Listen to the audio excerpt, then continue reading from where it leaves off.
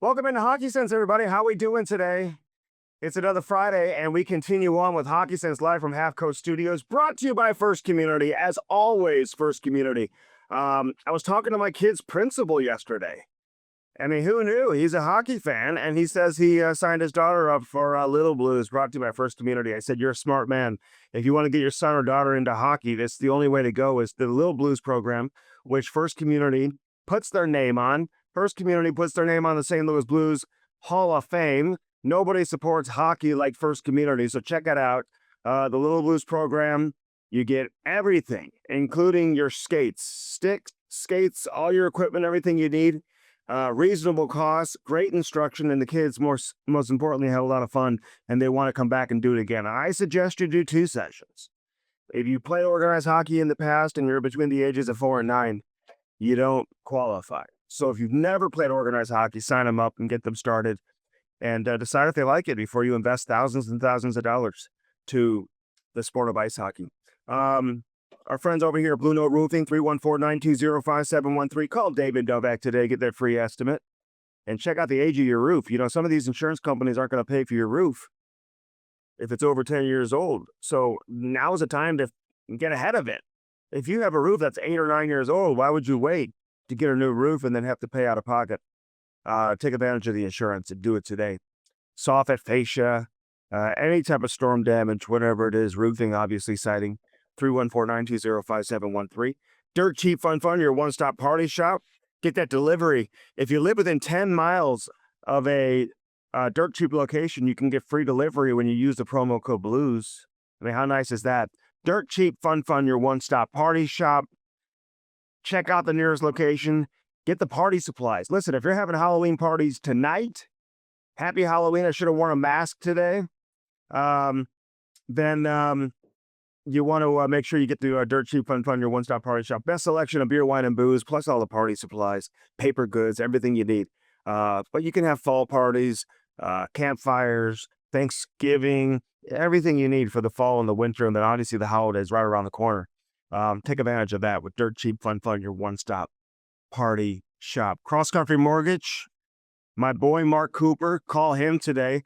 If you're a first responder, you can go to sleep peacefully at night knowing that your mortgage is going to be covered up to $525,000. Are you kidding me? That's what Mark Cooper does. That's what our Cross Country Mortgage does. And Cross Country Mortgage, you know, one of every 3 to 35 mortgages in the world, or in the country, I should say. Might as well be the world, but in the country. 1 in every 35 mortgages are closed by Cross Country Mortgage. Isn't that something? That's kind of crazy. Use my name or say Hockey Sense or Andy Strickland, and you won't pay any closing costs and no fees on any refis. So if you're looking to refinance your home, now's the time to do it. They got like 30-year loans in the 6 or the 5s, 15-year loans in the 6s. Loans are at an all-time low, or at least lowest they've been in over 12 months. So again, Cross Country Mortgage, Mark Cooper, this guy's the best. Cross Country Mortgage, 314-713-4377. All right, the Blues lose last night to Vancouver. Baby steps. They made some progress. Vancouver's missing a bunch of guys, including Quinn Hughes. So he's like missing 4 or 5 guys with his ability to impact the game. You know, that's a game I felt like St. Louis should have had. You know, you get the first goal of the game, you get a 2-1 lead, then they fall behind a couple of times, and they just couldn't find a way to get that next one. You know, they had a ton of chances. And, you know, as much as we talk about the Blues' struggles defensively, they got to start scoring at a higher rate and get more guys participating in the offense. And when they get chances, man, you got to find a way to bury it. You're waiting for Kyrou to have that bust-out game. I know he had points in 8 straight. His streak came to an end last night, but, you know, you're waiting for that 2-goal game, that hat-trick game, just, you know, that game where they just bust out. Buchnevich, he's gotten off to a real slow start offensively. They need more guys. Shen, everybody. What happened to Shen in the shootout, it's just a complete fluke. Puck just kind of jumps off his blade. You're not going to see that happen too often, and certainly won't see that happen very often to him. I don't know. The goaltending is what it is. There's plenty of blame to go around. I can't sit here and just focus on the goaltending. You know, there's been so many bad bounces and some bad puck luck and whatnot, but at the end of the day, your save percentage is what it is. And we all know to win in this league, you need high-end goaltending. Not average goaltending not goaltending that's just good enough. No, you need above average, great goaltending to win consistently in the National Hockey League. And the Blues have gotten that in the past. I'm sure they'll get that again as we move forward. You could focus on the stats defensively all you want and say, hey, the goals against are way high, and they are. But the rest of the stats, it's interesting. They only gave up 18 shots last night. They're among the league leaders in shots, attempts against, shots against, ozone possession time in the defensive end. I mean, they're near the top in the league at all these different categories with the goals against. I guess that's all that matters. That's why you can't believe and trust all analytics. I think some tell the story, but they certainly don't tell all of the story. Jimmy Snuggerud was excellent last night. Gets his 4th goal of the season. That's a real positive. He's on the ice with a minute to go in the game. I mean, it just tells you what Jim Montgomery thinks of his young sniper and the type of trust that he has in him right now to help close out a period to try to get to overtime. You know, as much as he talks about guys like Sundqvist being the binky, you know, comparing Sundqvist to a binky to a baby, saying he just kind of calms the coach down. I love how he put that. And he said that about Pius Suter, too. I mean, both those guys, Sundqvist and Suter, they just kind of have that ability to do that for the coach. Sundqvist out there taking the final draw in regulation. I think there was 2 draws. Suter took the other one when the faceoff changed to the other side. But, you know, kind of gives you an idea of who has the trust of the coaching staff. I got to give a shout out to Dalibor Dvorsky. He's joined us on this show on a couple of occasions. I'm a big fan of Dvorsky. Listen, they drafted him 10th overall. They need him to work out. And all signs certainly point towards him working out. I mean, this guy had 20-plus goals last year as a teenager in the American Hockey League. Very rare. You don't see that happen very often. And here he is in his 2nd year pro as a 20-year-old, which is typically the first year you're eligible to play in the American League anyway. You know, because of him being European and some of those different rules, he was allowed to play in the American League last year as a 19-year-old, which isn't always the case. Next year, I think they're going to have a new rule in the CBA where every team could have one 19-year-old playing in the American League. So he's ahead of schedule from that standpoint. And, you know, Alexander Steen, he was in Springfield last weekend. He caught 2 games, and Dvorsky scored in both of them. So that was great timing for him, because the reports that I was getting about Dvorsky prior to that was that maybe he wasn't as close as people were hoping that he would be. You know, they want to see him get more involved in the game, more engaged, and he looked engaged last night. I mean, his puck play, his puck decisions, what he did with the puck on his stick, even in the neutral zone. I mean, just getting the puck in deep, corner dumps on his backhand, moving the puck quickly in the neutral zone, not hesitating, playing with confidence, look comfortable with the puck on his stick. I wish he could have buried that at the end of the first period. He hit the post there on the power play. But they're going to put him in position to do what he does best, which is utilize his one-timer. I mean, his ability to one-time the puck is elite. He's got an elite shot, even at the NHL level, an elite NHL release. And you're going to see more and more of that. I love the fact that he was getting some opportunities there on the power play. Would have liked to see him get more opportunities, even down the stretch late in the game. Get him on the ice and let him tee some pucks off. But could you imagine what this power play is going to look like? Yes, Snuggerud on one side. You're going to have Jaworski on the other. Listen, the future is going to be bright for the Blues. And we got a glimpse of that last night. I thought Logan Mailloux, he took the penalties in the first period, a couple of bad penalties. But he was as aggressive, and you're seeing that confidence grow by the game with him. So that's a real positive sign with Logan Mailloux. As frustrated or confused as people may have been early in the year, hey, what is this? Listen, he's 22 years old, and he's only going to get more and more comfortable. And the more comfortable he gets and the more confident he gets, then obviously you're going to see him impact the game in a much bigger way. And last night, man, you just see him deep in the offensive zone. He's behind the goal. I mean, he's looking to create, he's looking to jump and generate some offense and utilize the skill set that he has.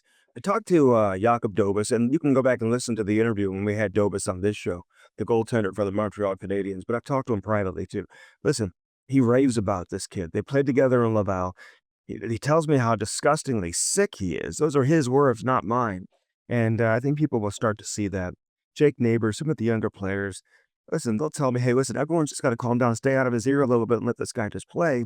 And you'll start to see what he can do. And I think you're going to start seeing more and more of that. So you have Mailloux on the back end. You've got Broberg on the back end. Didn't love Broberg's decision to get caught on the breakaway goal by Kiefer Sherwood, who I've seen play since he was a kid, by the way, playing for the Columbus Blue Jackets. He and his brother Cole were great youth hockey players, playing in that Tier 1 Elite Hockey League with Columbus, played against the AAA Blues throughout their entire childhood, and they were both really talented. And Kiefer doing his thing, man. This guy, I mean, am I crazy to say that he should be on the radar for USA Hockey? I really mean that. This guy's a hitter. He's physical. He's got way more skill than people realize or give him credit for. I mean, look at what he does in the shootout. He hit the post, but, on breakaways, he had a great breakaway move in the game in Vancouver, too. He's got a great release. You see his shot that he got on his hat-trick goal. Put him on the Olympic team. Let him run around and just create some havoc and be physical and then chip in with the odd goal here and there. I love it, man. Love watching him play. But Broberg got caught on the breakaway goal. That can't happen. But Broberg, Mayu, Holloway scores, Snuggerud scores. Dvorsky has a great game.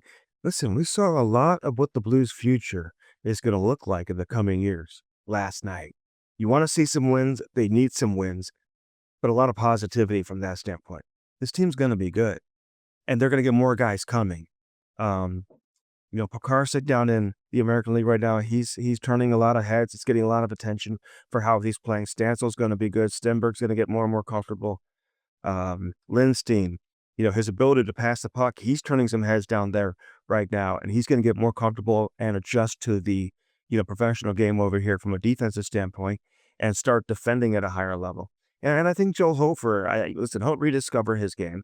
I was talking to him last night about some of the struggles that he's had. He said, listen, when my feet aren't set, that's when I get myself in trouble. So even if he's playing a little deeper in his net, as long as his feet are set, you look at the Rust goal, you look at some of the, that was the first goal against Pittsburgh, and some of the other goals that he gave up in that game. He says when his feet aren't set, he just kind of gets himself caught and he's in trouble, like I said. So hopefully we'll get his game back. You just don't want to dig too deep of a hole, man. It is tough to dig yourself out in the National Hockey League. All right, Darren Dreger is going to join me on this edition. We'll go around the league with Dregs. Always look forward to it. Always love my conversations with Darren. And then Jamal Mayers later on this edition of Hockey Sense. We've got lots to get into with Jammer and certainly a ton to get into with Darren Dreger. So stay with us on this edition of Hockey Sense brought to you by First Community. Lordo's Diamonds, get that special someone, something special in your life. Are you looking to pop the question this holiday season? Best selection of engagement rings are over at Lordo's Diamonds, lordosdiamonds.com. Mike and Jimmy Lordo, Pat, everybody over there, Cindy, big shout out to all of you.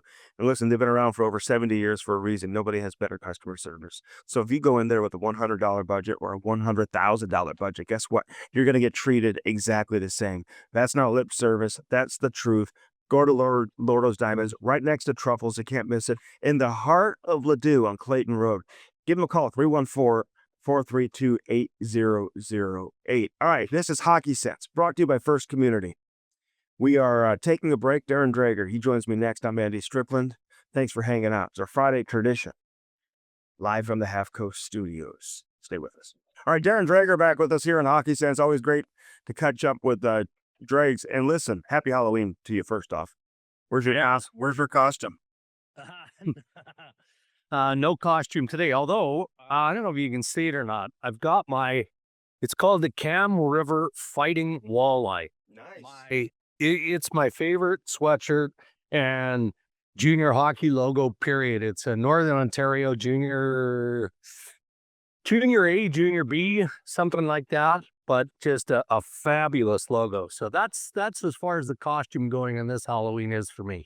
Hey, promote what you and Ray Ferraro do with your podcast, how people can hear it, how often you guys release it, and how can we get it down here in the States? I mean, I would imagine it's just like you can any other podcast, right? And all the platforms. Yeah, that's exactly right, Andy. And thank you for the plug. We drop twice a week, normally Tuesdays and Thursdays. It gets a bit complicated with Ray's travel. I mean, obviously he's on the road a lot. But yeah, normally Tuesdays and Thursdays around midday, and should be able to find us on all podcast platforms. But Ray, I mean, everything is entertaining with him, but with a little bite to it. Hell of an analyst, as we know. Yes. I mean, I'm biased, but I think he's the best in the business. And saying that, though, He brings some heat every once in a while, depending on what's bugging Ray. And so far, so good. He's got his zen going early in this regular season, but I'm sure he'll get wound up as we get deeper into the regular season. I was talking to Kelly Rudy a few weeks ago, and I asked him that question: who's the best color analyst that he thinks ever in hockey history? So you think Ray Ferraro is the best in the business today? Who's the best play-by-play guy? Because I know you've worked with a lot of play-by-play guys too. Who's your favorite to listen to? Ooh, that's a great question. Well, I mean, I'll be biased here in Canada, and I think that Gord Miller and Chris Cuthbert are right up there. From a old school entertainment sort of perspective, Jack Michaels, who calls the Edmonton Oilers games, man, he can just flat out bring it. It's almost like he's singing when he's calling a game. So I mean, there are three. They're primarily Canadian based, but you know what? And I think you'd concur with this, Andy. We're fortunate in the National Hockey League to just have a high level of play callers, and not just at the network level. I mean, locally, unfortunately, things have kind of shrunk over time, just the way the industry has gone. But we've been blessed for many, many years to have educated and entertaining play callers. But those three are probably top of mind, mostly because when I'm sitting on the couch at night, if I'm not working in studio, then 9 times out of 10, I'm surfing and I'm stuck on the Canadian games just for virtue of having to do shows like this and everything that we have to do on the Ray and Drake's podcast. Yeah, all three of those guys are exceptional, and I love Gord Miller's calling, and Cuthbert obviously has been a part of video games over the years too, so, like, it's such a familiar voice, and Gord Miller is kind of the voice of the World Juniors all these years too, so it's, you can't go wrong with any of those guys, and Jack Michaels, man, I don't know where he finds the energy, he used to work. I wanna say he worked in the Blues minor league system, I think in Peoria or something. I think he was in the minors with St. Louis years ago or something. There's some connection there, but he's a super, super nice guy too. Did you ever almost go work for a team? Like, had teams ever called you and say, "Hey, we want you to come be our host or work, be a part of our broadcast"? I mean, I would imagine that's happened throughout your career. Yeah, a couple of times. Hmm.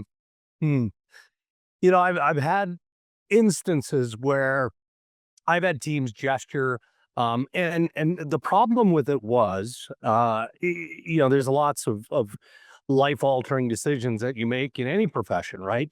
But the two that come to mind, there wasn't a specific role. So we're talking about a general sort of position somewhere within the organization, maybe inside hockey operations, Yeah. but it was never defined like, okay, you're coming in and we want you to host games. I did play by play in my early days, coming through the Western Hockey League with the Brandon Wheat Kings. I did play by play there.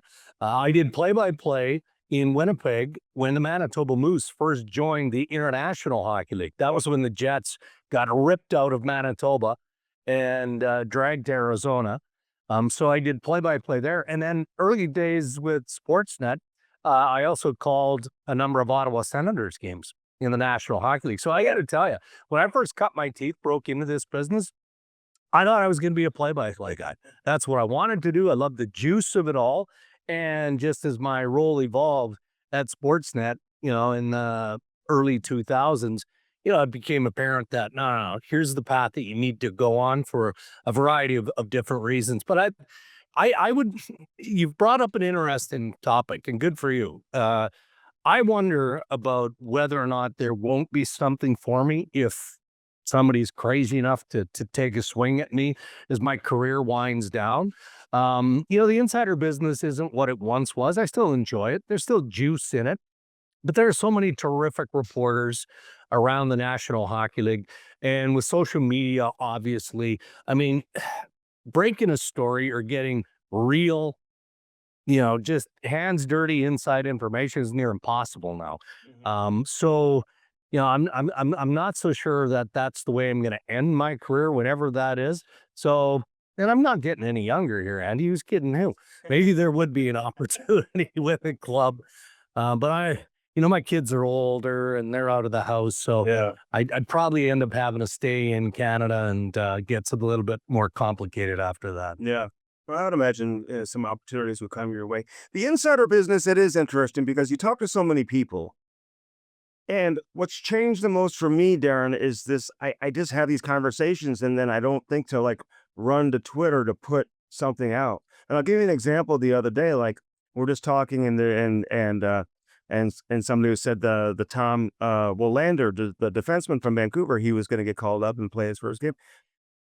Didn't think much of it, and then, like, I Yeah. see, like, a day later, it's, like, all over Twitter. I'm like, "Oh, maybe I should have tweeted that. That would have gotten a lot of attention," but I just don't run to I don't approach it the same way maybe I used to. Maybe that's my fault. No, I get it, but you're similar to me in that we have so many conversations over the course of a week, even over the course of a day. A lot of that is trust based. Mhm. Now, people must feel safe with you when they're having those types of conversations. And, if you don't get specific and tell the person that's giving you this information, look, are you okay if I report that? Mhm. Well, if you report it without actually having an on the record conversation, or that individual doesn't know that, guess what? You've just ruined, a relationship, and you're not going to do that. And I've gotten way more sensitive to that over the years. And Mhm. I don't know if you notice or not, like social media, it hasn't worn me down because I stopped for the most part, stop reading my comments and all of the nonsense and stuff that's just thrown out there.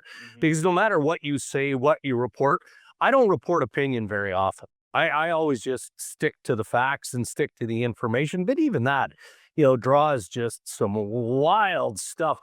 Not just coming back at me. I'm a big boy. I can manage that. It's when they're tagging other people and they're drawing other people into it that I just don't like. I just flat out don't like it. So more and more over the last probably 3 to 5 years, I've tweeted less and less.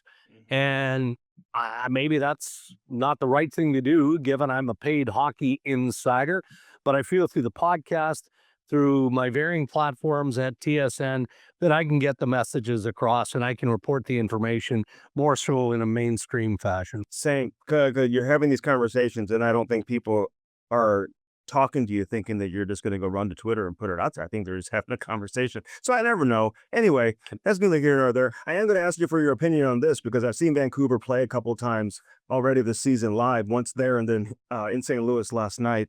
And this Kiefer Sherwood, and listen, I've seen Kiefer play since he was a young kid playing for the Columbus Blue Jackets, the junior Blue Jackets out of Columbus. He and his brother Cole were exceptional youth hockey players.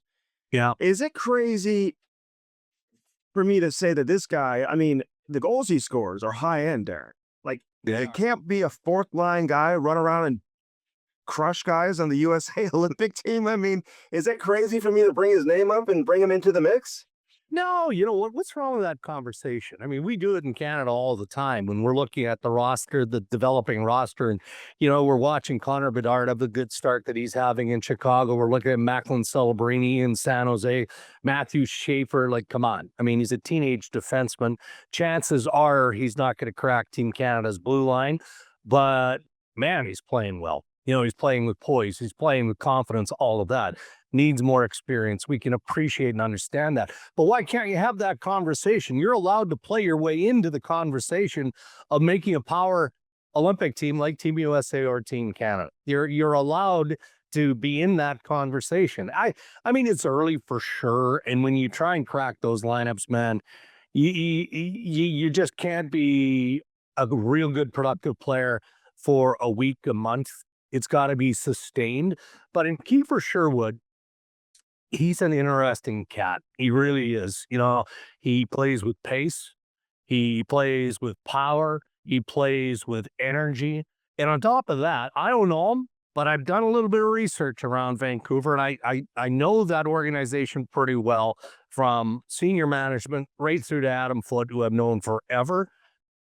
Kiefer Sherwood's he's got character. He's a good dude on top of all of that, right? So what do you want in the ingredients of a player? He may be on the outside looking in, obviously, as we have this conversation, but I'm okay with having the conversation, especially if he continues to deliver the way he did last night. Yeah, well, he scores beautiful goals too. I mean, Yeah. breakaway goals, his shootout attempts. I mean, he's got some high-end skill or sneaky skill. You know what I mean? Like, I don't think people give him credit for it because he runs around and hits so much. But I think he's calmed that down a little bit and maybe not chasing the hits maybe the way he once did. Now that he's established. How's Ottawa finding a way to score so many goals right now without Brady Tkachuk in the lineup? Yeah. Well, getting Drake Batherson back a couple of weeks ago was key, right? And he's really found his stride. He's on the wing there with Timmy Stützle, and they've kind of changed the other wing. Nick Cousins has been there of late. They had Fabian Zetterlund up there. He can't really seem to get his productive wheel turning. So they continue to audition there. But look, this is old school stuff. Travis Green, the way most NHL head coaches think, and it's okay. Let's define our identity as good defensive structure, and then the offense can feed off of that. I know it sounds cliche, and it sounds like every veteran coach in the league, but it works in Ottawa. It does. And I just feel like there's a real sense of belief there. I still believe that they're going to hit some growth pains here moving forward. They're a team that's on the rise, but there's still some challenges that they need to face. And I'm sure that Steve Staios is looking at areas that potentially he can improve. But it really has been an internal fix in trying to cover up the massive loss of Brady Tkachuk. Now, the good news, as you know, is Brady's back on the ice, but he's still a ways away from being able to return. What's curious about Ottawa was the timing the other day of Linus Ullmark coming out and challenging the team. I'm not a big fan of that when the goalies do it because, goaltending is such an individual position, right? And man, are you exposed when your game is just off marginally. Yeah. Not when you're completely off the rails, just a little bit. If you're off your game a little bit, you're going to get lit up. That's just how good NHL forwards are. So he came out swinging the other day, and Linus, he's got a few warts on him. He does, even with his play this year. So I think that shrinks, the acceptance or allowance of him to have an off period or an off game now. He's got to be at his very best. Now, the body of the work suggests that he's capable and will do that, but we'll see. I mean, for me, there's still a question mark, right or wrong, fair or unfair. I still have a question mark beside the goaltending in Ottawa. But aside from that, I think they're a team that's ready to make a move. I had them slotted in the 3-hole in the Atlantic Division at the start of the year. Now, every division is upside down, but Ottawa is right where I thought they'd be at this stage. Yeah. We saw Stolars do that too. And, a few weeks ago, and I asked a few goalies about that, and they said, yeah, it's probably best to do that inside the dressing room. Keep that behind closed doors if you're going to call out your teammates. Who is Toronto? I mean, did you feel like coming into this season they were going to take a step back after some of the changes, or are you surprised with their start? I am a bit surprised by their start, but I did also think that they'd take a step back. Yeah, I mean, look, I've been criticized openly for how I feel about Mitch Marner and his game, and that dates more back to, his last contract with the Toronto Maple Leafs and how the fan base, felt like he got overpaid and he's not a playoff performer and blah, blah, blah. Well, I mean, the reality is Mitch Marner never got enough credit for how solid he is defensively, and the fact that his overall game is top notch. It just is. It was in Toronto, and he's still in a feeling out process in Vegas, but you can see what he's able to produce on a night in and night out basis there. So, okay, Toronto couldn't really control that process. It was either you make the deal with Vegas or Marner walks for nothing. I'm sure that Brad Treliving has had some sleepless nights where, okay, man, maybe I should have forced the issue way before the trade deadline. Maybe going into last season, I should have put a deal on the table that I didn't love, but at least, that's sort of what if, shoulda, coulda sort of game. Well, they didn't do that, and they weren't, so you can't think about it in that sense anymore. Um, but there was an emphasis on trying to and trying to add at least one top six forward coming in. They've got Matthias Michelli, who's playing their top six. I had no problem with that deal at the time. Why not try? 2 years ago, this young man was a point producer. Last year, not so much. So you think with Chief Craig Berube, maybe you can squeeze something out of this guy, right? And I think he's been okay. I just don't look at him as a consistent top six forward. Yeah. I don't. And then beyond that, you've got Max Domi coming off a good game, had a couple of goals the other day. Again, is he a top six or is he a third line player? So you've got Willie, you've got Matthews, you've got Nyes, and you've got John Tavares. And then the rest of those guys, with all due respect, are kind of the same pieces. I thought Nicholas Roy was going to be more impactful than he's been. Really, he's been a fourth line player for the Leafs. I thought Dakota Joshua was going to be more impactful. He's a fourth line player, and defensively, man, like I don't know what's going on with Brandon Carlo this year, but we're struggling. So their defense in general has been struggling, and that's created all kinds of problems. So we'll see. I do think Berube is going to be able to straighten it out because, as you know better than anybody, he does not lack in the ability to communicate. We see it every single game, and maybe eventually they get the message on a consistent basis. Yeah. Got to have thick skin, though, as a player to play for. Yeah. And if you take it personal and you shut it down, that's a tough situation to be in. Not saying that's happening. I'm glad you said that about Marner. I've always been a Marner fan. Just watching him play. I got my kid a Marner jersey a couple years ago, which says I just love the way he plays. And watching him play live in a game in Toronto last year, we were up there for a tournament, and to see how he kind of plays to the energy of the crowd. And he's an entertainer on the ice, man. I love watching him. And so you're missing a little bit of that. And you're right. When you lose a player like that, I mean, who are you replacing him with? I mean, it's just kind of, it's trying to find a puzzle piece that matches. But the reality is you're just not going to find one. You need another. I know you're talking about losing a 100-point player. What's going on with Matthews? Because he's not scoring. Is that about losing Marner, or are we seeing something bigger here with Austin? Well, yeah. I mean, there's been growing pains, and that shouldn't be the case with a player who's been in the league as long as Austin Matthews has been. He's been a finisher, or was, with Marner there. Marner was the consistent playmaker, and obviously Matthews would benefit from that.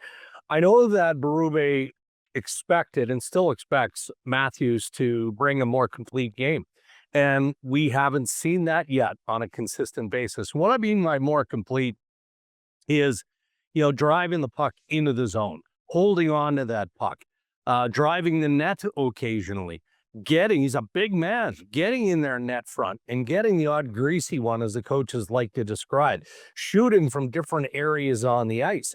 They don't have the players that are there to put it on the tee for Austin Matthews. And, when William Nylander is healthy, okay, they've been experimenting a little bit by having the nuclear line with Nylander and Matthews, and they put Bobby McMahon on that line so they can move Nyes down to spread it out a little bit. But if that doesn't work, then what are you left with? Then Austin Matthews is going to have to adapt his game. There's no other option. Yeah. No other option. I mean, they're going to get Scott Laughton back here. I don't think he'll be good enough to go on the weekend, probably early next week. But then we need to find out, okay, what is Scott Laughton with the Toronto Maple Leafs? Because last year, he was a bottom six forward. And even before injury, he was a bottom six forward. So is he magically going to get elevated to the top line and play wing with Austin Matthews to distribute the puck? I mean, there are so many questions, and it's a fair one to ask what's up with Austin Matthews, because our mind always drifts then to, is there something physically bothering him? And I haven't seen that yet. But others have asked. Yeah. A couple more things. I can go in so many different directions. I mean, Trevor Zegers is putting up points now in Philly, but Jack Hughes is in your opinion, is he a top 5 player? Is he a top 10 player? What is this guy? Ooh, top 10 for sure for me. Top 5, you're getting into penthouse territory here, right? Yeah. Because you're talking about, I mean, I would have Rantanen as a top 5 still. I just love the way Mikko Rantanen plays the game. Sidney Crosby, come on, man. Like, you know, Nate McKinnon, of course. Connor McDavid, okay, he hasn't scored at the pace we're used to seeing. He's still a top 5. So it gets into pretty heady territory there. We did the New Jersey game last week and the Toronto New Jersey game. And that was a Jack Hughes hat trick game. You know, he scored the empty netter. But you're seeing a swagger in Jack's game early this season that maybe we haven't seen. That just shows that you continue to evolve, even as a highly confident goal scorer in the National Hockey League. It's not like this is the first year that the world is seeing Jack Hughes put the puck in the net. But then we're reminded of the Jack Hughes that we saw at the Four Nations last year. And man, he just looked like he was timid. He looked like he, at times, was overmatched. Yeah. I can't wait to see this kid play at the Olympics. Because, man. I mean, he's gonna be terrific. Especially if his brother's there. Hockey player. Especially if his brother's there too with him. You know what I mean? That'll give him a little more juice too if his brother's there with him, you know. Well, yeah, that could be fun to watch. But I think that as good as Jack has been this year, there's still more to give there. There's still more to. He's still developing as a young man and still a young player in the National Hockey League. But what we're seeing now, and it's not just the goals. Like, okay, that game in particular I'm watching, but it was how he matched up against Matthews, who we just talked about. That is equally impressive. He doesn't skate in the shadow of anybody anymore in the National Hockey League. And Andy, you know, when you've got that level of confidence, either with the puck or without the puck, that's what defines a true star in the NHL. You can put up the big numbers. That's great. Yeah, you're star quality when you're putting up the big numbers. I get that. But when you're a complete player who is equally dangerous with or without the puck, well, now you're in superstar territory, and he's headed in that direction. And especially if you do it on a winning team, and they're winning a lot of games right now too. So I saw Crosby live get his 1,700 point. I mean, this guy's unbelievable. His goal that he scored on Joel Hofer, I'm convinced he did that on purpose, where he shot it off his chest and the skater into it and scored. It's just like it's Sidney Crosby. What's his career going to look like when it's all said and done? Could 2,000 points be realistic, or is that way too difficult to predict at his age right now when he's at 1,700? Yeah, well, I'm going to say it's plausible. You know, because I was one of those guys a bunch of years ago that looked at Alex Ovechkin and went, nah, I respect, I admire, I have nothing but appreciation for the career of Alex Ovechkin. I just didn't think he was going to get there, and he got there, and who knows where he ends.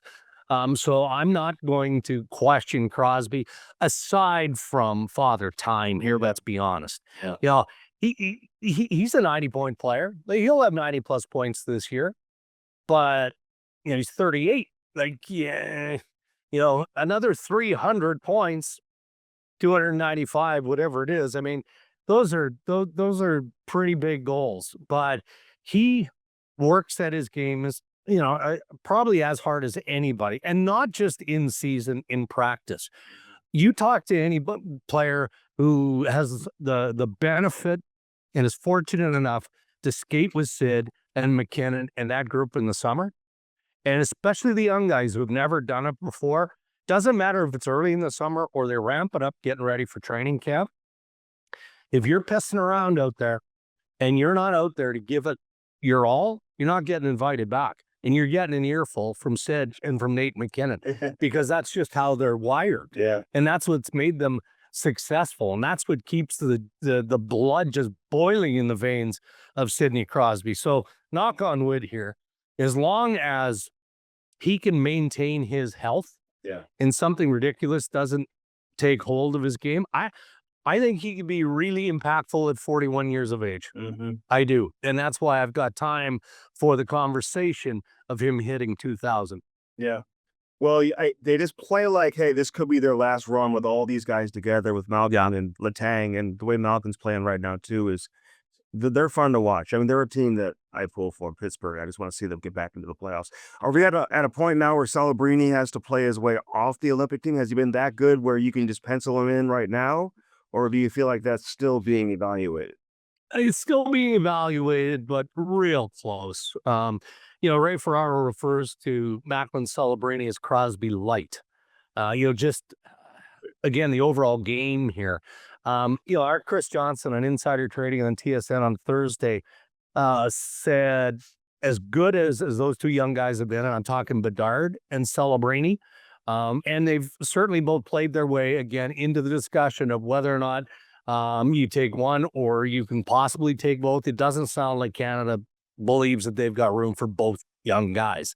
And with all due respect to Connor Bedard, I like the overall game of Macklin Celebrini. So I'm in the camp that thinks he's closer to a lock than fighting for a spot. But there's still a lot of time left. And let's be honest here, Andy, when you're talking about those final spots, John Cooper is going to have tremendous influence on who 11, 12, and 13 forward are. I mean, that's just normally the way it is. And in Coop's case, he's earned that extra level of influence and input. But, I know Doug Armstrong was in Winnipeg recently, and not with the Blues. He was there scouting. And I'm assuming that he was there keeping a real good eye on Mark Scheifele, among the candidates. And I chirped him by text. I'm like, Blues aren't in Winnipeg, but there you are in Winnipeg. And I'm guessing that you'd rather get your scouting in Winnipeg done in October as opposed to going back there in early December. And he laughed and he said, you got that correct. Something along those lines. But to bring it back to Celebrini, is he in the same conversation as Scheifele, as Nick Suzuki? Or, are those two guys maybe looking for that 13th forward spot? I don't know. I'd love to be a fly on the wall for the discussions with management and coaching for both Team USA and Canada. But especially Canada. It is just so intriguing to me. You have Tom Wilson. You have all these guys that are just fighting to get in. And you mentioned John Cooper. He's going to push for Cirelli and some of those guys. Hagel, obviously, who had a big role in the Four Nations team. So we'll see how that plays out. Anything surprise you with any of these contract extensions over the course of the last week or two? I mean, there's some big money being thrown around. Yeah, big money. Look, and not that Logan Cooley doesn't deserve an $80 million contract, but that I think shifts the process a little bit. And if I don't think that Colorado comes up to 11.5 on Marty Necas if Logan Cooley doesn't get $10 million on an 8-year term. I don't. So I think that the standard has been elevated here. And it's going to be interesting for me to see whether or not that standard is applied to the Adrian Kempe negotiations in Los Angeles, right? It's quiet there right now. Kenny Hall, the wily old veteran, is just kind of hiding in the weeds going, okay, let's just sit and see what happens. Well, that cuts both ways. I mean, the player's agent could say, all right, well, the offers that we've discussed are no longer on the table. We're just going to sit tight. Not saying that's going to happen, but the belief is that the Kempe camp wants at least 11 or north of 11 million. Well, Logan Cooley's getting 10 times 8. You've got Anze Kopitar retiring. Adrian Kempe that's a tough piece to just allow to walk free. And then Alex Tuck in Buffalo, right? Is he a $10+ million player? He's close. Yeah. But again, when Logan Cooley's getting 80 schmil, these older guys are going, okay, wait a minute here. The cost of doing business just went up another $1.5 million.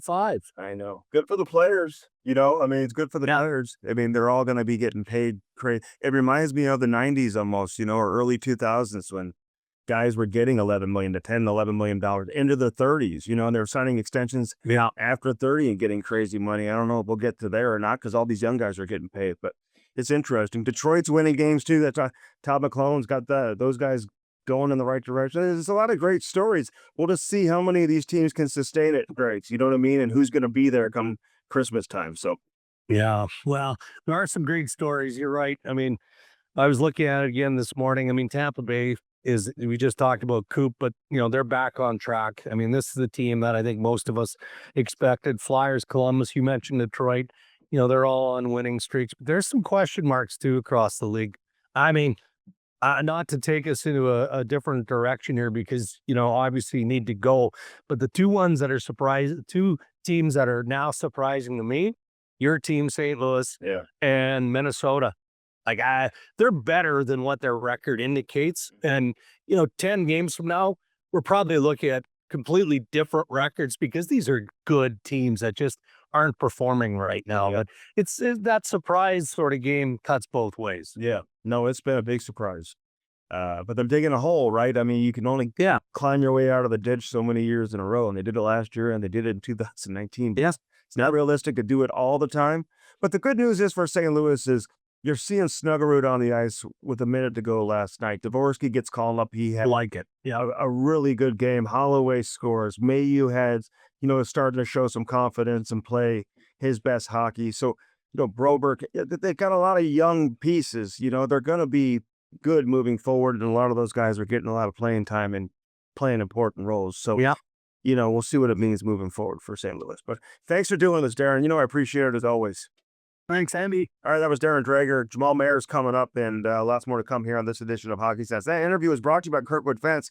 Hey, your yard isn't private without a good fence. I keep telling you that. Kirkwood Fence builds quality fences that last, and they give that family of yours that privacy and safety that you need. Not just deserve and all that. You need it. You got to have privacy, and you got to have safety. So, building a fence, it's a big investment. It's not something you take lightly. So here's what you get at Kirkwood Fence. It's the Love Your Fence plan. So you schedule the free design consultation with a fence expert, kirkwoodfence.com. You can go there. You get a estimate, based on your budget and your fence style choices. 5-star installers get to work on building your fence of your dreams. And they really are 5-star. These 5-star installers are incredible. Enjoy your fence for years knowing it has a craftsmanship warranty. And I can speak on that because they did my fence and then the tornado came and it did a little bit of damage, although it held up because it's a Kirkwood fence. I mean, the other fences in the neighborhood were like up in the trees, but not mine, not the Kirkwood fence. And they didn't have a Kirkwood fence. So their fence is like up in the trees. My fence just had a little bit of damage, but guess what? Kirkwood fence comes out, promptly and repairs it and does everything they say they're going to do. KirkwoodFence.com. Check it out and do it today with Kirkwood Fence. Hackett Security. Listen, I go to sleep at night. I don't know about you, but I am very comfortable knowing that I am secure. My family's safe. Everybody's in a good spot because of Hackett Security. Give them a call today. Set up your free consultation. 314-432-4200. I mean, these guys do commercial, residential. They secure government building and businesses all over the country. They've got offices in Scottsdale. They've got offices in Washington, D.C. They're everywhere, but including right here in St. Louis. So you can get your business security solutions. Ask about that. Residential security solutions. They know nothing's more than protecting your family. So do that today with Hackett Security. Get those cameras, get the alarm system, get everything you need with Hackett Security. Again, 314-432-4200. All right, this has been Hockey Sense. We still have lots more to come, brought to you by First Community. Again, First Community, they take care of you like you've never seen before. I mean, Glenn Barks and everybody over there at First Community has your personal interest in mind, which is always great, right? So make the savings work for you. If you've got some money sitting around in a savings account, maybe it's in a cookie jar, maybe it's under your mattress, maybe it's in your kids' piggy banks. You ever do that? You ever go in your kids' piggy banks when you need a few bucks? Well, I think my wife's done that once or twice, but then we put it back in. You can open up a certificate of deposit and earn over 5% for as little as $500. Really good rate. The more you invest, the higher the rate.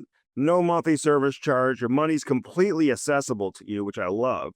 So whatever you do, do something with your money that makes sense. Make it work for you and keep it safe, most importantly. The team at First Community is there to help you figure out what's best for you. Check it out, firstcommunity.com.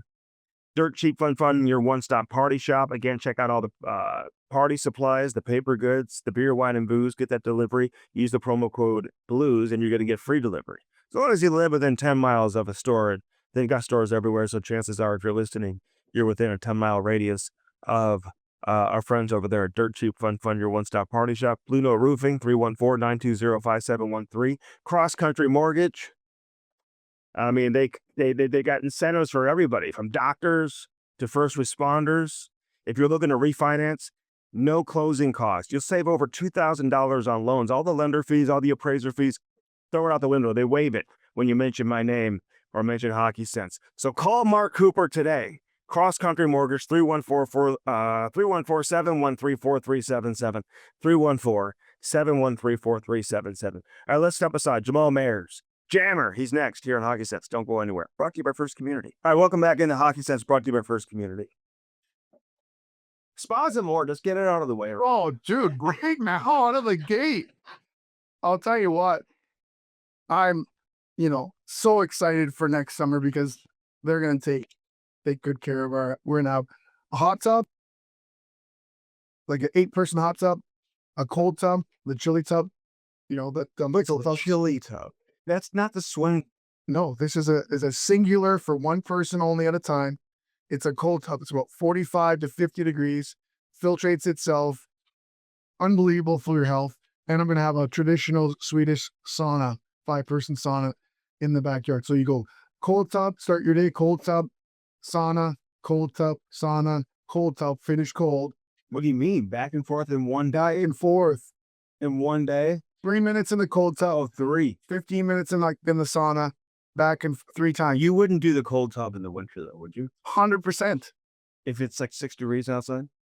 I got to find a way. It's going to be the way I start. Then you get one with sauna, and that'll feel good. So you can keep all these outside. You don't put them inside. They'll be outside. The sauna's regulated to be outside. Obviously, the hot tubs outside. Everything's So is this a standard hot tub, or is it one of these standard hot tub, 6-person, 8-person, we'll see.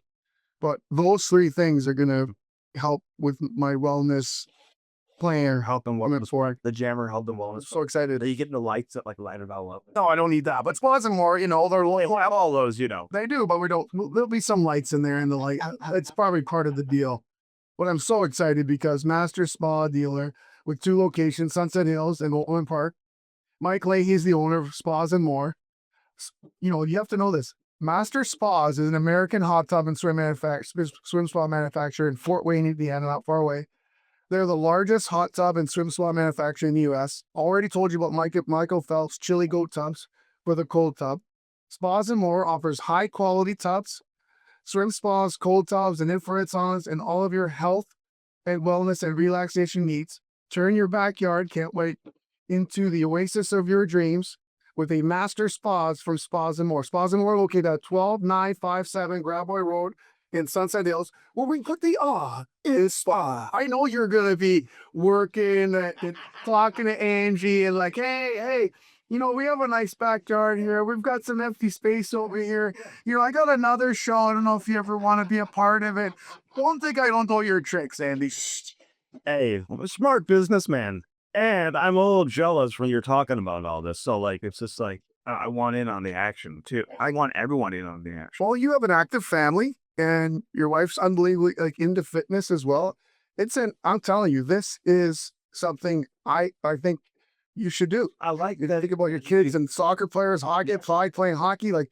Chloe, it's going to be amazing for everyone. And you have a lot of runway for them to be using it. I know. What are you going to do with the hot tub in the winter or the summer when it's 100 degrees? Not go in the hot tub. You're going cold tub. I'm still going to do the contrast. That's like a daily rebound. Even when it's 100 degrees, you'll go in that sauna.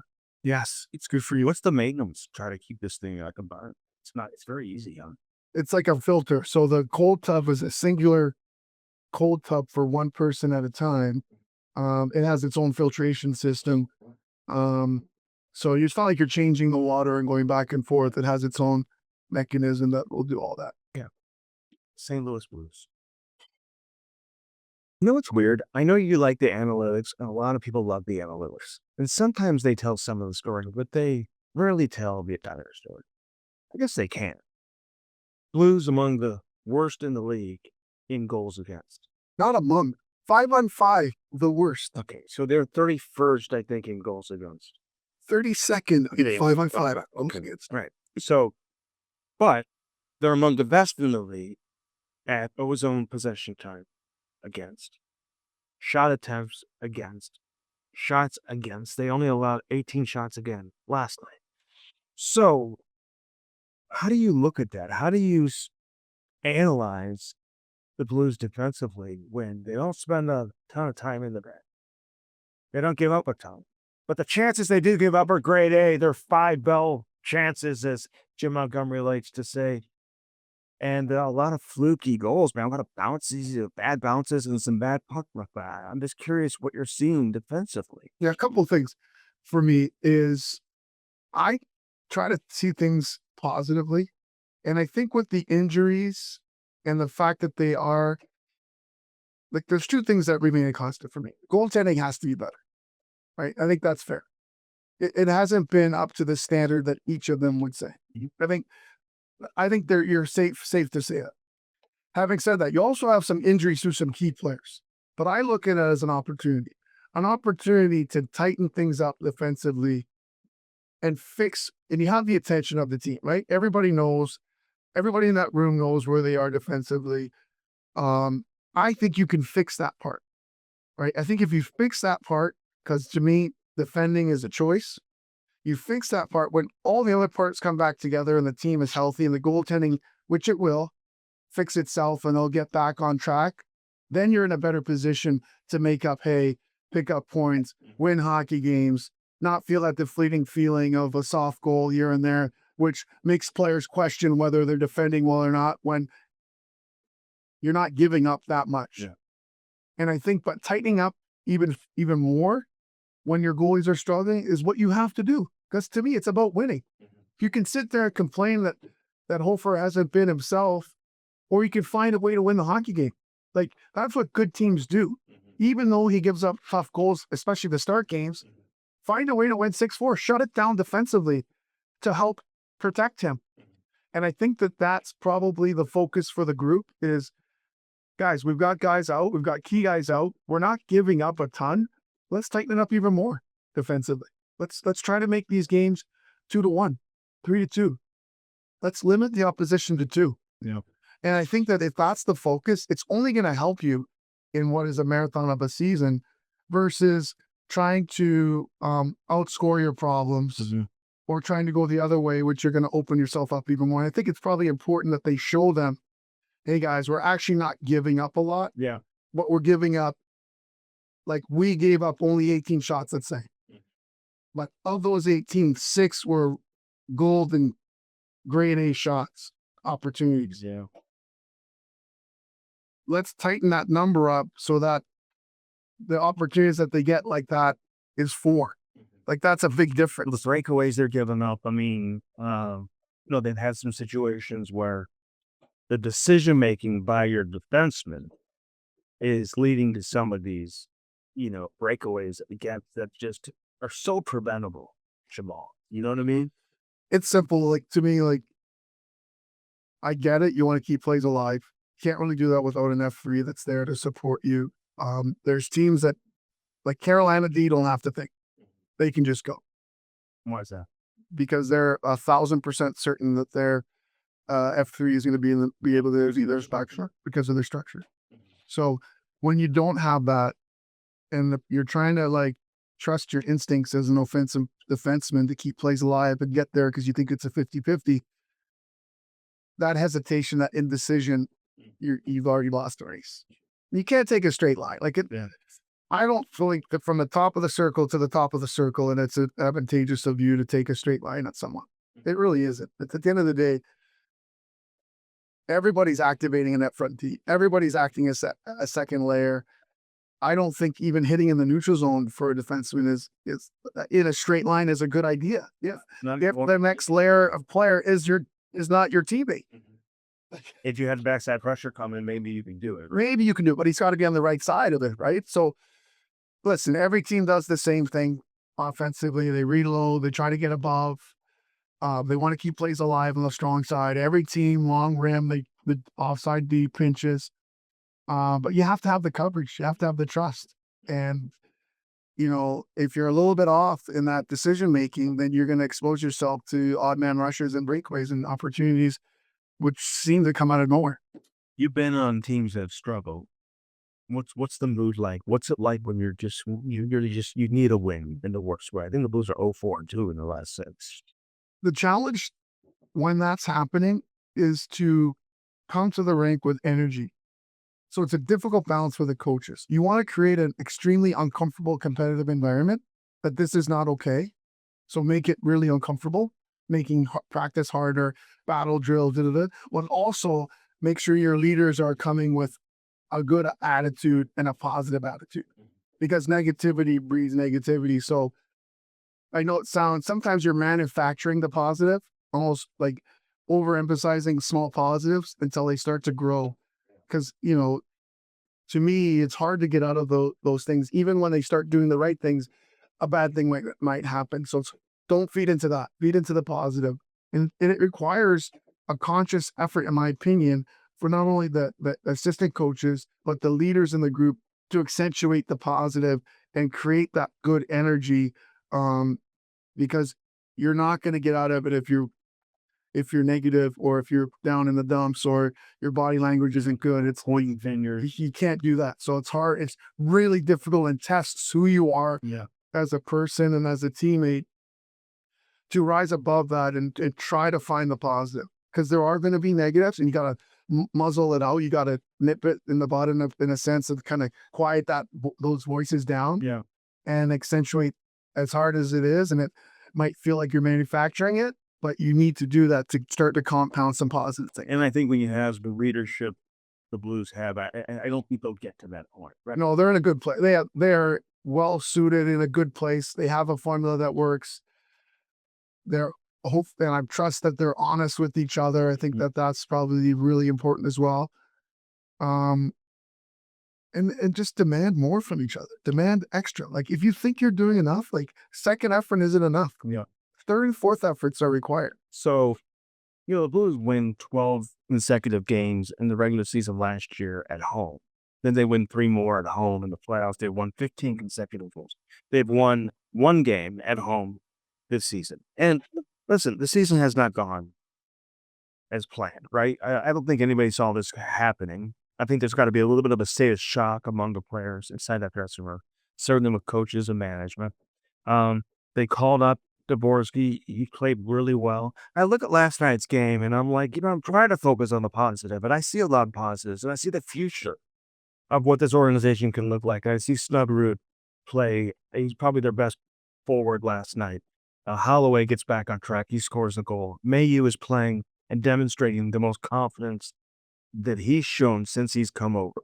And you have Broberg, and I mentioned Dvorsky and some of these other guys, right? Neighbors is on the lineup. I mean, can you look at it that way? Can you say, well, these young kids are getting an opportunity and they're thriving with their opportunities, and that bodes well for the future? Can you look at it that way? I think you're constantly evaluating your team. I'm not in management, obviously, but my assumption is you have expectation of coming into the season. When it doesn't meet that expectation, you have to ask why, and then you have to reevaluate. Where are we relative to where we thought we were? Mm-hmm. And then, to me, you have to decide, are all of these pieces supposed to be here? Are they in the right seats? I think those are the evaluations you're making. Is it the injuries? Is it where we're playing? Is it the people and what seats they're in? And do we need to move on from certain people? Those are real conversations, I think, that are had every day. Yeah. Because what you don't want to have happen is you get to a point where you get healthy, things are going good, and this when you're struggling, that's character revealing, right? Yeah. You're getting the real sense of who they are. I don't think you can undervalue that. I think that it reveals the character, reveals the lack of character. And sometimes I think you have to make difficult decisions, and you can't really move people and things when they're not going well. But to me, you start to have those conversations around the league about who isn't going to fit into your program going forward. And you want to wait till they're playing well again and say, yeah, we'd like to move on from this player. And to me, I think those conversations have to be happening, because if this goes any longer, and we can blame it on goaltending, we can blame it on injuries, we can blame it on 5-on-5 goals against, whatever the case may be, a combination of all of the above. to me, you're going to have to make some decisions and move away from some players who might have been here and were a part of the solution, but now you realize they aren't. And I think that constant reevaluation, I would assume, in management is being done, because you can't sit there and think things are going to change if they keep repeating themselves. And I'm sure those conversations are happening. And Doug Armstrong's been in the situation before, and he's been rewarded by choosing to remain patient. Yeah. Can you rest on those previous experiences and say, okay, hey, we're going to get our way out of this? I almost made some moves in previous years, chose not to, and it worked out. Or you just have to look at every individual season as its own. I think that my assumption is there are players that they've been thinking about moving on from for a couple of years. Yeah. And I think that there's other teams that are looking at players that they'd like to move on from. And I think that it's hard to do hockey deals in today's NHL because you have to, for the most part, match salaries. But I think they're out there. I think that you have to make those decisions that's why they get paid. So I see that Dvorsky plays his weight and stay here the rest of the year. It's one game, and I think, hey, he passed the first test. Like, he looked really, really good. Yeah. And but now it's about the grind between games, the practices, and then bringing it the next game and the next game after that. Right, that'll determine whether or not he stays here, or he's here to stay, or if he's headed back down to Springfield. But I think that could certainly impact some decision. You need to get Robert Thomas back. He's your best player. You don't have your leading goal scorer, Jake Neighbors, out. Those are two big holes that you're just not going to replace. And I go back to the Detroit game last Saturday. They had a 4-0 lead. They lose the game. They don't have Thomas for the entire third period. You feel like maybe if you did, he could help manage the game and maybe get you out of there and at least get a point. But you didn't have him. And those games are tough to overcome, right? And you find your way back. When you lose a game like that on the road with rep 4-0, then end up losing the game. Those are tough to turn the page on. Yeah, those were really tough. I think just that. Yeah, you shouldn't lose those kind of games, right? And it's really tough to rebound. It's really difficult to hit reset. And in those moments, I don't miss the anxiety of what that feels like and what that means and how I don't think fans really understand how much players like chew on that. Like, that's something that really bothers them. Yeah. And it's like, and it's how they respond. It's how they hit reset. It's how they find a way to get back to it. So that's the hardest part in professional sports. What do you see from Snugger? You've been watching him. I mean, like, his release last night, that's what he could do. He's had a lot of chances in the previous game, so you felt like it was coming. He's up to 4 goals now on the season. And how does the rest of the team react when they see a young player not only now producing, but now getting opportunities? Say he's out on the ice in critical situations. It says to everybody in the lineup that if you perform, you'll get more. And I always joke that, with the girls with soccer and with kids development and younger players development, is the coach doesn't have to be nice to you. How I know how the coach feels about me, how much you're playing. So, that opportunity that he's getting is a reward for how well he's playing. And I got when you have personable coaches like the Blues have. Like Otter is a personable coach. Weber's a personable coach. Jim Montgomery, personable coach. Yeah. That helps the relationship, helps the trust factor. I never liked questioning. Like, I thought we were good and I'm only playing 6 minutes, then I play 12. I didn't want to get in that head of, I wanted to know it's because of this, and like flashing. So would you go knock on the coach's door if you weren't sure? If I wasn't, no, I just knew if I wasn't, I didn't have like relationships with coaches. Like, it was like they were the coach. Even with you. He was the coach. And like, I talked to him at the end of my career, like when, I was 37, 38, yeah, I would have real conversations. But when you're like 25, 26, 27, it's like, I knew based on, he didn't like the way I played because I didn't play the last 7 minutes. I didn't need to go ask him. Like, you know what I mean? Versus like, it's different now, right? I think it's better now. I lived in a state of limbo a lot of times. I had to figure out and own my own confidence. I love the way it is now. They actually talk to the players and have conversations with them. They know where they stand. Whether it's the head coach or the assistant coaches, they're very communicative in showing them and telling them where they are and how things are going, and finding out about the person and like how things are going and how their family is and all the stuff that comes with it. That stuff never happened, right? Like that never happened. Did you see a lot of teammates doing that all the time? This way, I need to know. I just got to talk to them. I got to find out. Yeah, and there have been moments where I'd be really upset, and I remember one vividly.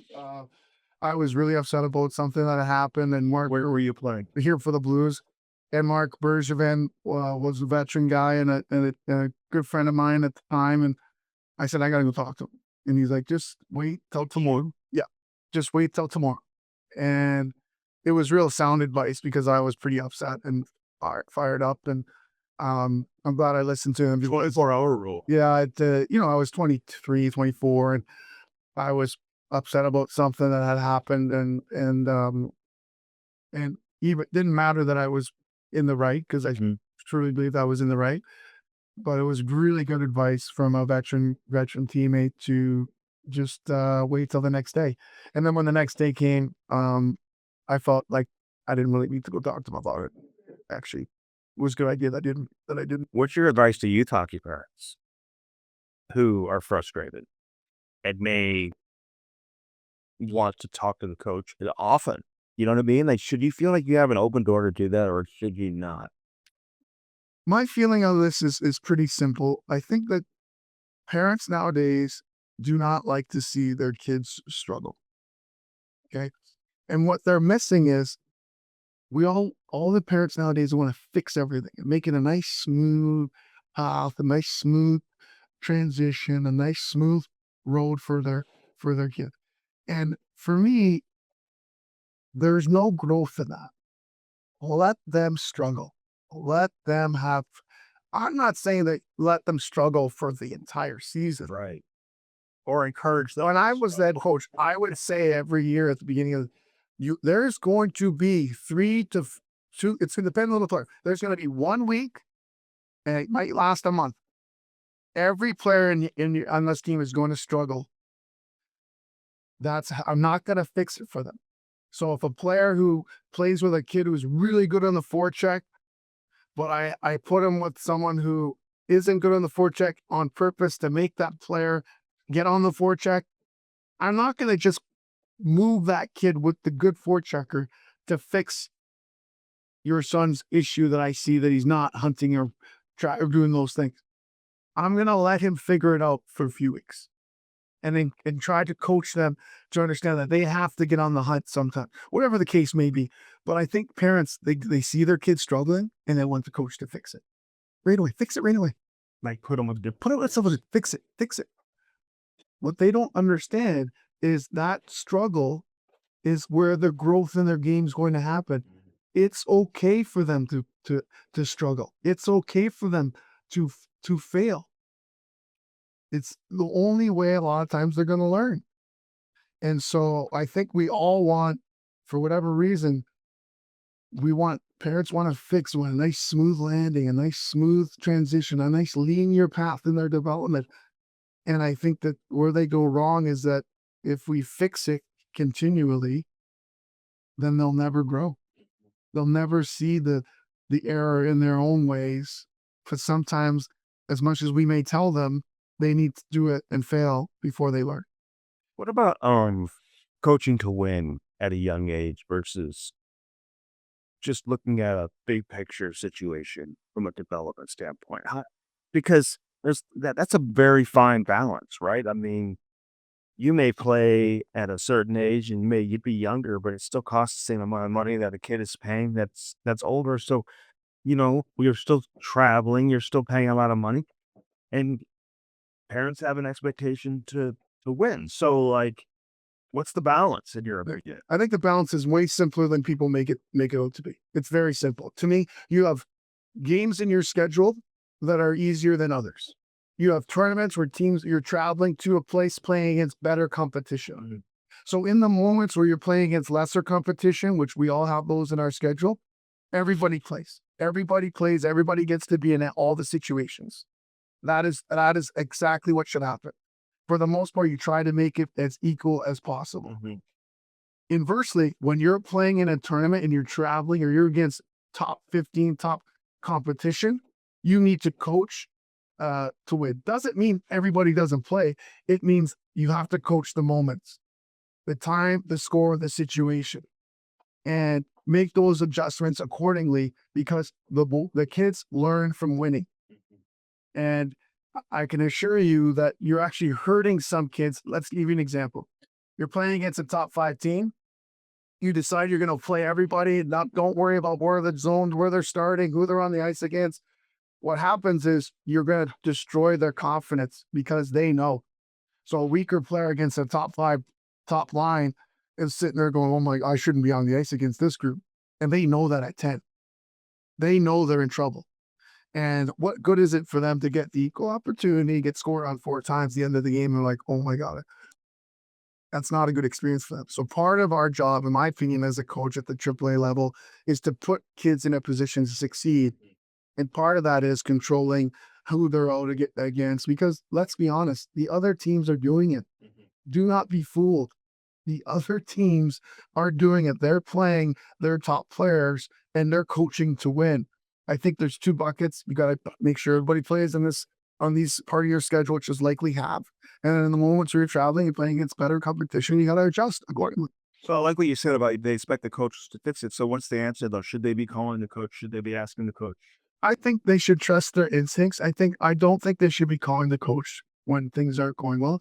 But I think that the way I look at it is, and Basil McCrae told me this, and he gave me great advice a couple years ago. And it was very simple advice. He said, when a parent reaches out to you and is upset about something, ice time or otherwise, it's because they love their kid. They love their son. And so when I start to really absorb what he said about that, it doesn't feel like I don't take it as an attack. I'm not that coach, I don't make those decisions, but I internalized it after that conversation with Basil as, I get it. I get where you're coming from. I know that I try to explain to I'm doing this by design. It's important that he figures this part out. I'm not going to fix it for him. We've been talking about these specific things that he needs to improve in his game, and we're going to let him work through it. And I'm going to continue to give him reminders, but I'm not going to fix it for him. Like it's that simple. And at the end of the day, why is he not out at the end of the games? Because when we play the lesser teams and there's been no, in any kind of close opportunity, there's been no evidence that he has shown that he can perform when it's needed. So why would I add that over here against the top teams, think that he's going to be able to perform in the moment? Like, it's just, but the point is that the parents love their kid. And when I take it from that perspective, it makes me be able to communicate better and understand, like, they're not doing it because it's just because they love their game. And going back to when you first came into the NHL, do you feel like coaches changed line combinations as often as we see now? And is that good or bad? I mean, every day you don't know what the line combinations are going to be. And I don't have a huge problem with it. That's why coaches get paid the big money. They got to utilize their instincts. But you, as a player, I mean, maybe you're not developing the chemistry, or if you lack chemistry, could that be a reason why if you're constantly putting the lines in a blender? I'm probably old school in this regard. I think you should play players in pairs, and they should play with that person on every line. So each line has a pair that you'd like to keep together, and you can sub in the third guy and interchange the third guy. I think that continuity, that familiarity, if I was playing with Jay McClement or Ryan Johnson, or those are probably the 2 that come to mind to me, who I played with a lot, probably the most, even Dallas Drake. I knew where they were going to be. That comfort level allowed me to play an instinct. I think when you change it all up, all 3, you're less playing on instinct. If you keep one continuous player that you've always played with, it becomes a familiarity and expectation, and in the world we're both playing off of instinct, not having to think so much. And I think it becomes increasingly more important for the top six that there's more continuity with those with pairs for me, because they're playing purely on instinct and intuition and feel and where your body's going to be, and it's a much more of a skill type of game. For me, it was more like I'm slash like cross, chipping in, getting in the corner. Like you knew I'm gonna hold on to it. Like it's a pretty simple game, Yeah. right? But even that, I think it's important to me to have the pairs. You brought up Ryan Johnson. Matthew Joseph, I keep using Ryan Johnson as a comparison for him, even though he doesn't play as reckless as RJ did. Like he's not blocking shots with his face and crushing guys. You know what I'm saying? Right. But they both have had, RJ had tremendous speed. Yes. And I remember sitting and watching the morning Sierra practice with John Davidson one day. And I think JD made the comment, could you imagine if he scored? Like how good this guy would be. And he gets, Well, you couldn't afford it. because he gets a lot of he gets so many chances. And a guy like Joseph gets a ton of chances, right? But he's not blessed with, being a high level finisher. But you can still appreciate what he brings to the table, can't you? I like him as a player. For me, I think in your bottom six, you need guys who play with pace and are physical. And I think that over the course of It's under the skin. yeah, I think that's important. Over the course of a season, in and over the course of a game, you're wearing the other team down. I like his game. I think he's responsible. I think the challenge for him is to bring that physicality every game. And I think if he does that, to me, he's a very valuable. He should be an everyday guy. And I'm not. It doesn't feel like that. Feels like he's heading in that direction now. Yeah, yeah. Then, but it wasn't that case. He's out on the ice, the right minus left. That's something he's earned. Yeah. Right. And I think that to his credit, he's probably annoyed that he's kind of, for whatever reason, been on the outside a little bit. And I like the fact that he's made it so that his name's not in the conversation. I think he was annoyed last year at times. Like he wasn't playing. He hadn't really been through that much in his career. But sometimes you have to look in the mirror too and say, hey, listen, what am I not doing? But this guy had a great camp and he's been a bright spot. Again, you'd like to see a little more offense from him, but you got other guys that you need on this from that you really need to point to from that standpoint. I think he just going to games expecting offense from Matthew Joseph, but he is getting a lot of chances. Yeah, I think that's. I'm sure he'd like to finish a few. He drives the net, and that's why he gets chances, right? He goes hard to the net, Yeah, keep doing it. and he can beat NHL defensemen wide on a consistent basis, which is not easy to do. So, Yeah, you should. You should have conversations with Jake. I think that Jake's able to finish, and picking the brain of another lefty that plays similarly would help him. Jake Bambers, Yeah. even a young kid, Yeah.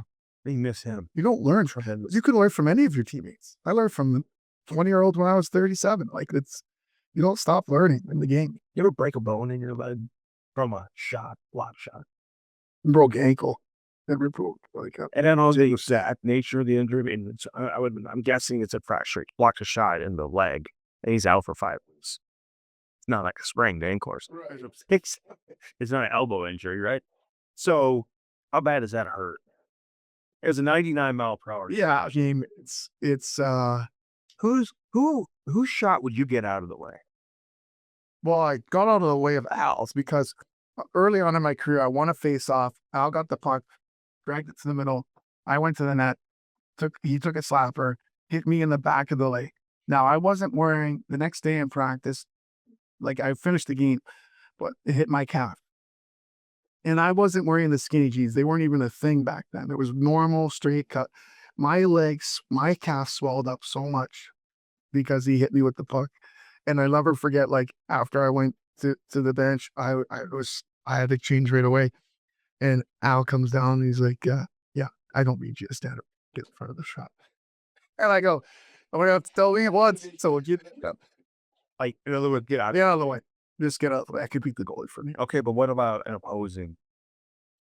Oh, they're scared you the most. There's tons of guys. Shea Weber, Probably. Rob Fake, yeah. Sheldon Surrey, I don't know. Ovechkin. These are guys like who absolutely ripped it, and you're Kelly killing, and you're like, damn, I gotta get it. Well, he was not an signing shooter, but no, he could shoot it, but it wasn't like from that spot. It's more the D that has to block that On the PK. right. You know what I mean? Like That's Robert Portillo. yeah, I'm more for me. It's the D. Like the flank was more the D that has to come out. That's fair. So I try to shade a little bit over to them to help them out, but Yeah. All right. We'll see. Blues hit the road today. They play Columbus tomorrow, so that should be a good game. Columbus is playing much better hockey as of late. I'll see a little bit of a change of guard. I look at this Utah team. They've got 5 players in the lineup who were drafted in the top 10. Detroit, all these first-round picks and all these, they got a 7th rounder too. And this Emmett Finney, it's a great story with him and what he's doing, playing on the top line, like at 20 years old, coming out of junior, it's 7th rounder. Like you don't ever see that. no. What do you do in Detroit? Yeah, I guess so, but they're usually European or something. Yeah, they're Playing in like pro leagues over there.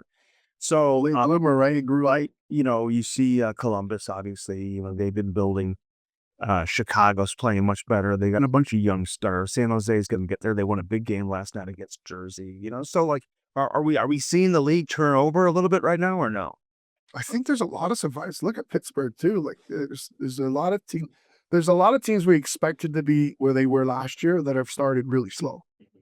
I think that'll be a correction of some sort, but Like Toronto. it's so hard to chase, right? Minnesota, Toronto, Tampa Bay's won 3 in a row, but they really struggled out of the gate. right? Minnesota, Toronto, there's Edmonton. There's a lot of teams that you were like, Miles McDavid scored. Have you seen them play live yet or no? I've not. Yeah, it's really crazy. I didn't like the goal last night though, where he let the guy the forward, 3-on-3. He just let him go by him. Like, what are you doing? No team. McDavid let him go by him, and then the D was like, "Oh, I thought you were gonna get him," and then boom, he went in and scored. Game over. Oh, cool. Okay. Dallas Tires and Auto Center, Sharon. Yeah, it's that time, right? You can feel the weather changing. You've got your jacket on. You're trying to get one like this built one. They're not a sponsor, but if they want to send us some extra stuff and gift cards, we're available. Normal brand, baby. We're for sale, right? Is that what you're saying? And my buddies at Nolan, I love them. Oh yeah. All right, well, you know what? Winter's right around the corner. It's about to start. 43 store locations. And they got unbelievable deals on winter driving deals on the best tire brands, including Goodyear, Cooper, Continental, BF Goodrich, etc. You think about what you drive. Doesn't matter. Car, truck, light van, SUV, hybrid, EV. Dobbs has a team of experienced tire technicians and ASC certified associates to service them all. Go to Dobbs.com right now for all the deals on winter tires. I love it. What else you got for us? Well, dinner. What's for dinner tonight? Five restaurants. Barlino South, Barlino's Osteria, Chris's Baking and Dining, Chris the Docket, and our favorite, Barlino's Twin Oaks. I think it's still only a dinner, but anyway. For its many lasting relationships with customers, their family model, cook good food, serve plenty, 50 plus years in business, only 2 places to dine. At home, or one of Barlino's family of restaurants. I love it. Again, Mark Cooper, Cross Country Mortgage. He doesn't put the spa, but he does something, Jammer. You go to sleep resting nicely, especially if you're a first responder. If you're ever, unfortunately, critically injured in the line of duty, they cover your mortgage up to $525,000. Wow. Isn't it amazing? Doctors will send us up to $1 million for your loans, where you won't pay a lot of the fees that are attached to it. Refinances right now in the 5s and the 6s, mentioned Hockey Sense, and they waive all their fees, and they'll save you over $2,000. 314-713-4377 for Mark Cooper and Cross Country Mortgage. And of course, First Community. Sign your daughter out for the Little Blues program. Is the best way to get your son or daughter introduced to the game of hockey. It is. Did you do that with Drew? We did. Yeah, they did have that. All my kids have done that, and I think it's a great program in combination with the NHLPA to get kids to try hockey for him. And they, at what cost? They put their name on the Blues Hall of Fame as well. So Blues do a fantastic job with that. First Community wouldn't be possible without That's right. All right, Gerald, thanks for coming by as always. Appreciate it, bud. This is Hockey Sense every Friday. We'll see you next week.